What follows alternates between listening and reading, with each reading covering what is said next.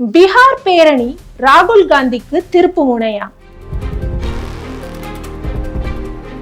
இந்திய அரசியலும் பேரணிகளும் நடைப்பயணங்களும் பிரிக்க முடியாதவை.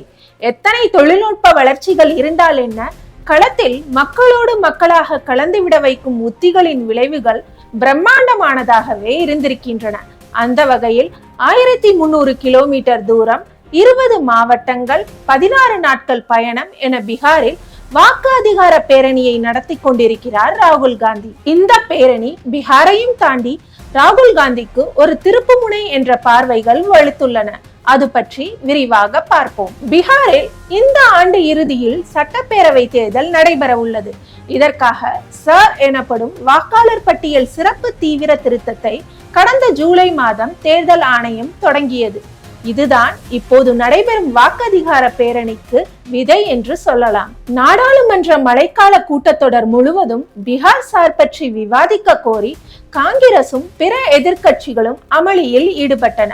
ஒருபுறம் அதற்கு வாய்ப்பே இல்லை என்று மத்திய அரசு பிடிவாதம் காட்டியது, மறுபுறம் சூறாவளி வேகத்தில் செயல்பட்ட தேர்தல் ஆணையம் திட்டமிட்டபடி சார்க்கு பிந்தைய வரைவு வாக்காளர் பட்டியலை வெளியிட்டது. தேர்தல் ஆணையத்தின் வரைவு வாக்காளர் பட்டியல் பிரதிகள் அனைத்து அரசியல் கட்சிகளுக்கும் கொடுக்கப்பட சர்ச்சை இன்னொரு ரூபம் பெற்றது. பீகாரில் இறந்து போனவர்கள், நிரந்தரமாக முகவரி மாற்றம் செய்தவர்கள், போலி வாக்காளர்கள், சட்டவிரோதமாக ஊடுருவியவர்கள் இந்திய குடிமக்கள் தான் என தங்களை தாங்களே நிரூபிக்க போதிய ஆவணங்கள் இல்லாதோர் என கூறி 65 லட்சம் வாக்காளர்கள் பெயர்கள் நீக்கப்பட்டிருந்தன.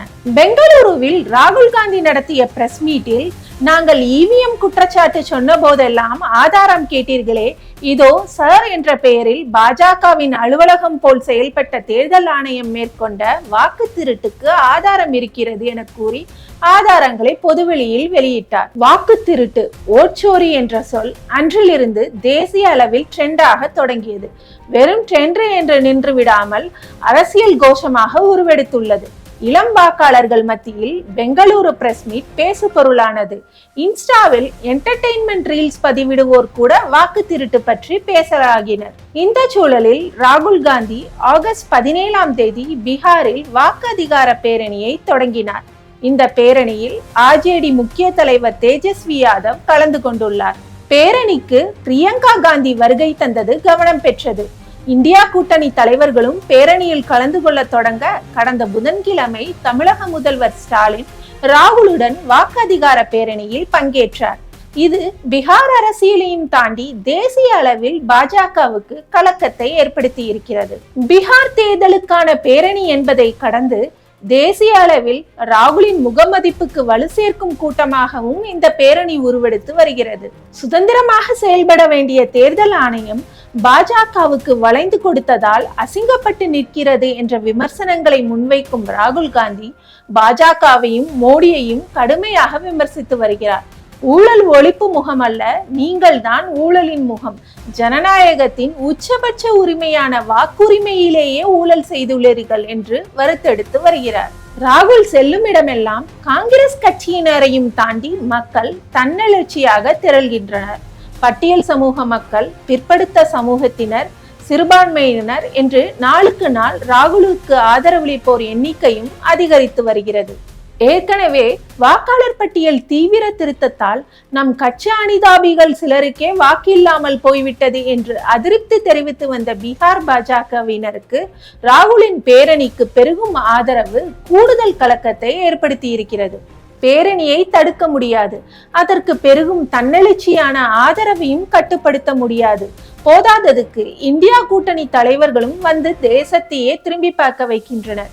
இனியும் சும்மா இருக்கலாகாது என்று மாவட்டம் தோறும் பத்திரிகையாளர்கள் சந்திப்பு, பொதுக்கூட்டங்கள் நடத்தலாம் என்று டேமேஜ் கண்ட்ரோலுக்கு பாஜகவும் முன்னெடுப்புகளை தொடங்கிவிட்டது. பீகார் தேர்தல் களம் என்பது முழுக்க முழுக்க சாதிய கணக்குகளால் நிர்ணயிக்கப்படுவது. யாதவர்கள், குர்மிகள், கோரிகள் என்ற ஓபிசி வகுப்பினர், பட்டியல் சமூகத்தினர், சிறுபான்மையினர், பல்வேறு சாதிய மத அடிப்படையில் தான் வாக்கு கணக்குகள் ஒர்க் அவுட் ஆகும். ஆனால் பீகார் சருக்கு பின்னர் சாதிய சமரசங்கள் எல்லாம் இருக்கட்டும், இங்கே உங்கள் வாக்குரிமை மீதே புல்டோசர் விடப்பட்டுள்ளது, அதனால் பேதங்களை ஒதுக்கிவிட்டு உரிமைக்காக குரல் கொடுங்கள் என்று ஒரு பரந்துபட்ட தேர்தல் கணக்கை கட்டவிழ்த்துள்ளார் ராகுல் காந்தி. சாதி அடிப்படையிலான அணிதிரட்டலோடு வாக்கு உரிமையையும் சேர்த்து ஜனநாயகத்தின் பாதுகாவலராக காங்கிரஸ் கூட்டணியை உருவகப்படுத்தும் முயற்சியை எடுத்துள்ளார் ராகுல் காந்தி.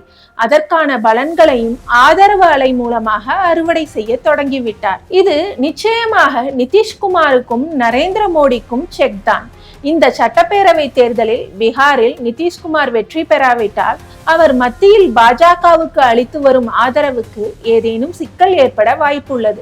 ஏனெனில் அரசியலில் நிதிஷ் போன்றதொரு நம்பகத்தன்மையற்ற தலைவரே இல்லை என்ற பெயரைத்தான் அவர் பெற்று வைத்திருக்கிறார். அணி மாறுவது அவருக்கு அல்வா சாப்பிடுவது போன்றது. மத்திய அரசின் இன்னொரு வலுவான ஆதரவாளரான சந்திரபாபு நாயுடு ராகுல் காந்தியுடன் திரைமறைவில் ஆலோசனையில் இருப்பதாகவும் தகவல்கள் வெளியாகி வருகின்றன. இந்த சூழலில் பீகாரில் நடைபெறும் பேரணி பீகார் அரசியலில் மட்டுமல்ல, தேசிய அரசியலிலும் அதிர்வலைகளை கடத்தி வருகிறது. தமிழக முதல்வர் ஸ்டாலின் வருகை தந்தது போல் செப்டம்பர் 1க்குள் இன்னும் நிறைய முக்கிய தலைவர்கள் ஆதரவு ராகுலுக்கு கிடைக்கும் என்று கணிக்கப்படுகிறது. இவையெல்லாம் ராகுல் காந்திக்கு பீகாரை தாண்டி தேசிய அளவில் ஒரு வீச்சை நிச்சயமாக கடத்தி இருக்கிறது. 2022 ராகுல் காந்தியின் இந்திய ஒற்றுமை நடைப்பயணம் காங்கிரசுக்கு புதிய ஒளியை கொடுத்தது. அது 2024 தேர்தலில் எதிர்பார்த்த அளவுக்கு பிரதிபலிக்கவில்லை என்று சொல்லப்பட்ட நிலையில் அதைவிடவும் பெரிய வீச்சை, பெரிய அதிர்வலைகளை ஏற்படுத்தும் ஒரு பேரணியை பேரஸ்திரமாக கையில் எடுத்து சுழற்றி கொண்டிருக்கிறார் ராகுல் காந்தி என்று அரசியல் நோக்கர்கள் கூறுகின்றனர். இந்திய ஒற்றுமை யாத்திரையில் அன்புதான் வெல்லும் என்று வெறுப்பு பிரச்சாரங்களை நோக்கி வாழ்வீசினார் ராகுல் காந்தி. அது கூடவே வேலைவாய்ப்பின்மை, விலைவாசி உயர்வு, சமூக நீதி என்ற பல பிரச்சனைகளையும் பதம் பார்த்தது. நாடு தழுவிய அந்த ஒற்றுமை யாத்திரையின் பிராடர் பெர்ஸ்பெக்டிவ் தான் கர்நாடகாவில் ஆட்சி மாற்றத்தை ஏற்படுத்தியது. இப்போது பீகார் மாநிலத்தின் வாக்கு அதிகார பேரணி பீகாரில் ஆட்சி மாற்றத்தை ஏற்படுத்துமா? கூடவே அதன் பிராடர் பெர்ஸ்பெக்டிவ் தேசிய அளவில் புதிய கணக்குகளுக்கு வழிவகுக்குமா என்பதை பொறுத்திருந்து பார்ப்போம்.